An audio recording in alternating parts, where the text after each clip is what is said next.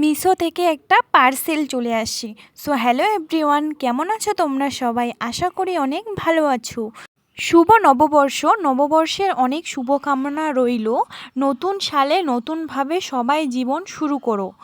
তারপর এই যে দেখো, ফাইনালি আমার এই পার্সেলটা চলে আসছে। এটা নববর্ষের দিন পরবো আজকে, যেহেতু পয়লা বৈশাখ। নতুন কাপড় পরতে হয়, নতুনভাবে জীবন শুরু করতে হয়। তো আমি এটাকে এখন আনবক্সিং করছি। তোমরা কে কয়টা করে নিলে নববর্ষের জন্য জামা অবশ্যই কিন্তু কমেন্টে বলবে।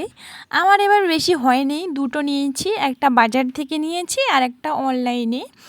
কিন্তু মেনলি একটাই প্রবলেম হয়েছে যে এই জামাটা আছে না, এটা আমি যখন অনলাইনে দেখলাম তো সুতির ছিল কাপড়।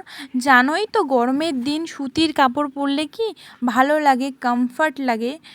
তো এখন আমার হাতে এই পার্সেলটা আসছে, এখন দেখছি এটা সুতির না, এটা সিল্ক কাপড়ের। তো এমনি কাপড়টা ভালো আছে, কিন্তু গরমের দিন না এটা অনেকটাই গরম লাগবে পরতে। তো ভাবছি অর্ডারটা কি রিটার্ন করব না রেখে দেব।